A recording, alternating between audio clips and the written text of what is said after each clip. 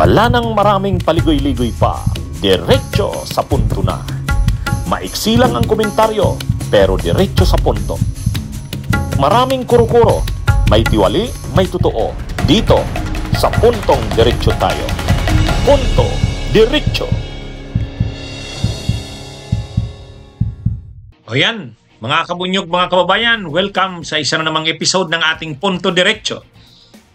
Dito sa Punto Diretso, mga kabunyog, pasensya na, hindi na tayo muna mag-greet ng mga viewers natin. Maiksi lang ito. Diretso na tayo sa punto. Sabi ni Joel Villanueva nung isang araw, pinag-iisipan daw nila at marami na daw silang mga senador ang sumang-ayon na wag nang ituloy yung pag-i-start o pagsisimula ng impeachment trial sa naka-schedule nitong pitsa na July 29. Sabi ni Joel Villanueva, August 4 na daw.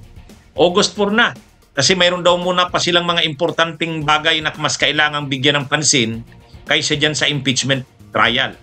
Pero, inalmahan siya. Umalma. Sila Senador Kiko Pangilinan, Senador Lacson, Senador Soto, ayun. Sabi nila Senador Lacson, hindi pwede yan.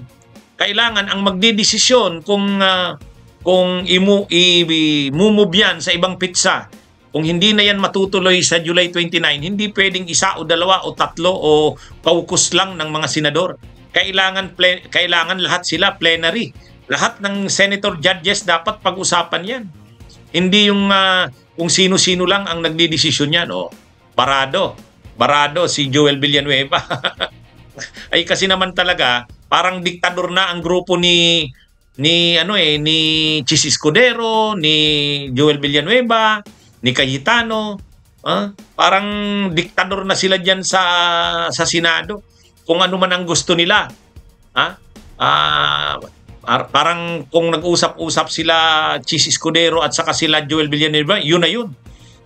Sabi ni Senador Lacson na tama naman, iba ito. Impeachment court ito. So hindi pwedeng ang magdidesisyon lang ay isa o dalawa or caucus ng ilang senador. Kailangan, halimbawa yan, pagbabago na naman ng pitsa ng pagsisimula ng impeachment trial, dapat pag-usapan yan. Sabi ni Senador Lacson, gusto niyang maging bahagi sa pagdidesisyon yan, sa talakayan yan. Yun din ang sinabi ni Senador Kiko Pangilinan. Anong dahilan? Kailangan malaman niya yung paliwanag. Bakit kailangan itong mga reaksyon kasing ito? Kasi nakailan na bang palipat-lipat ng pitsa yan? Itong sila Chis Escudero sa sila Joel Villanueva, mahilig maglilipat ng pitsa. May original ng pitsa na pagkasunduan, handa na ang lahat. Biglang-bigla ililipat sa ibang pitsa. Tuloy, napipiko na ang taong bayan na obvious na parang walang halaga sa mga senador na ito.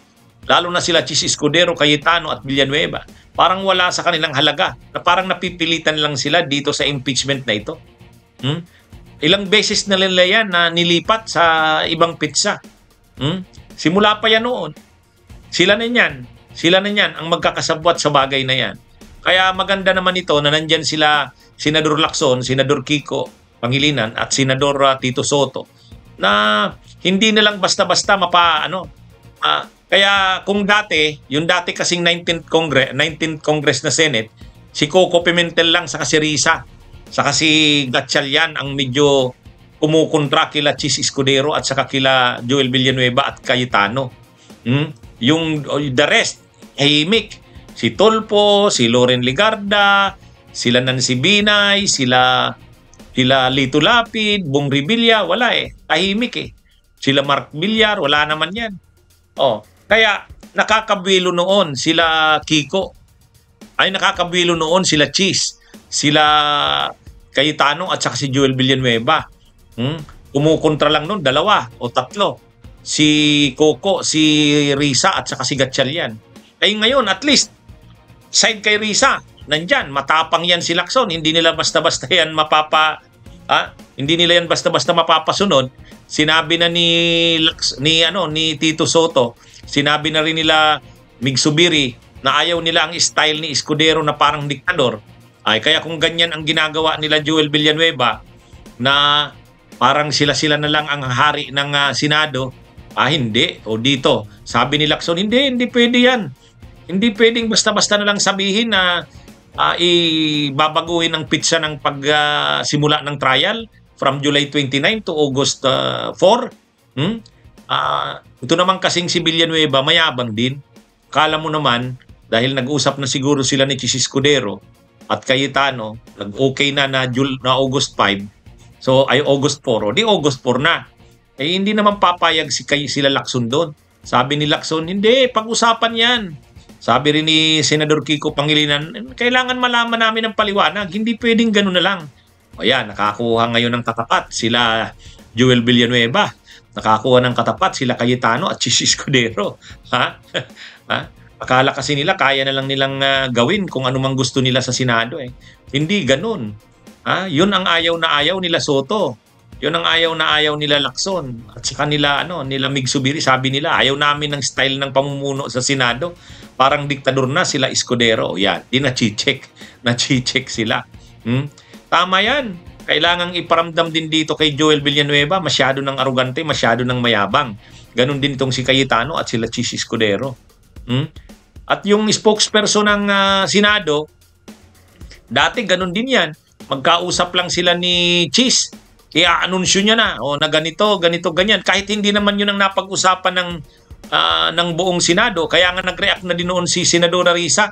Sabi ni Senadora Risa, itong spokesperson ng impeachment court ng Senado, itong si Attorney Tonggol, pinapaalala sa kanya, huwag siyang magsasalita nang hindi pa pinag-usapan ng mga senador.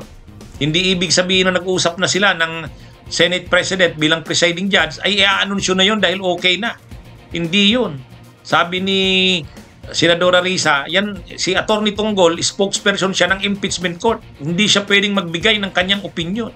Hindi rin sila pwedeng unilaterally sila lang ay mag-anunsyo kung anong naiisip nila ni Chis Escudero. Yun, nachicheck sila ngayon. Okay, tama yan mga kabunyog, mga kababayan. Tama yan. Okay?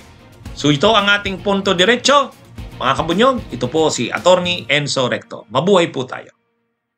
Bunyog, bunyog, halikan na kasama ka. Bunyog, kapag buklod ay may pag-asa. Luzon, Visayas, Mindanao, isa ang pananaw. Sa bagong Pilipinas ang bunyog isisigaw. Bunyog, bunyog.